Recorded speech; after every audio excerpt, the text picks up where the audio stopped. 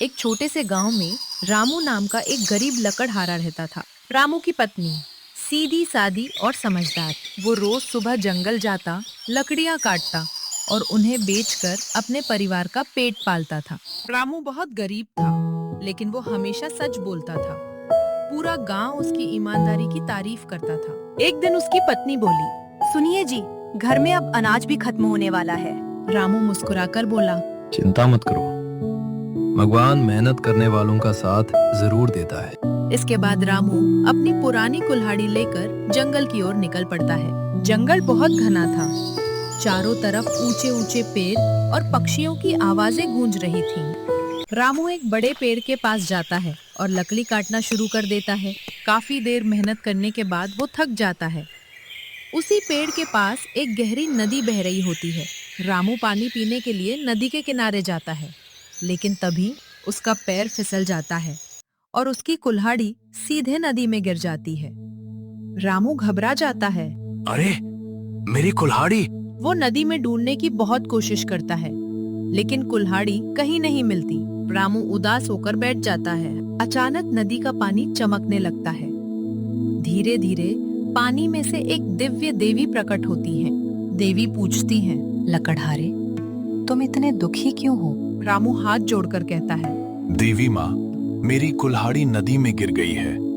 वही मेरे परिवार का सहारा थी। देवी मुस्कुराती है और नदी में गायब हो जाती हैं। कुछ देर बाद वे एक चमचमाती सोने की कुल्हाड़ी लेकर बाहर आती हैं। क्या ये तुम्हारी कुल्हाड़ी है? रामू आश्चर्य से देखता है, लेकिन वो तुरंत कहता है, नहीं देवी माँ, मेरी कुल्हाड़ी इतनी कीमती नहीं थी।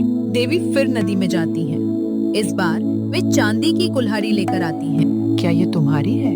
नहीं देवी माँ, ये भी मेरी नहीं है। देवी तीसरी बार नदी में जाती है।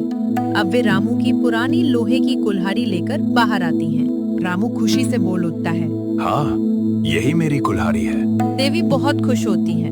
वे कहती हैं, रामू, तुम बहुत ईमानदार इंसान हो, इसलिए मैं तुम्हें ये तीनों कुल्हाड़ियाँ उपहार में देती हूँ। रामू हैरान रह जाता है। देवी माँ, सच में? देवी मुस्कुराकर कहती हैं, ईमानदारी सबसे बड़ा धन है। इतना कहकर देवी गायब हो जाती है।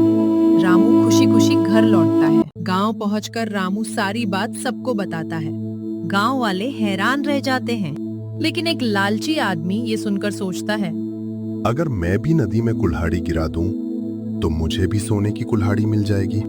अगले दिन वो जंगल जाता है। जानबूझकर अपनी कुल्हाड़ी नदी में फेंक देता है, फिर जोर जोर से रोने लगता है। कुछ देर बाद देवी प्रकट होती हैं। वे सोने की कुल्हाड़ी दिखाकर पूछती हैं, क्या ये तुम्हारी है? लालची आदमी तुरंत बोलता है, हाँ, यही मेरी कुल्हाड़ी है। देवी गुस्सा हो जाती हैं। तुम झूठ बोल रहे हो। इतना कहकर देवी सोने की कुल्हाड़ी गायब कर देती हैं और उसकी असली कुल्हाड़ी भी नदी में डूब जाती है।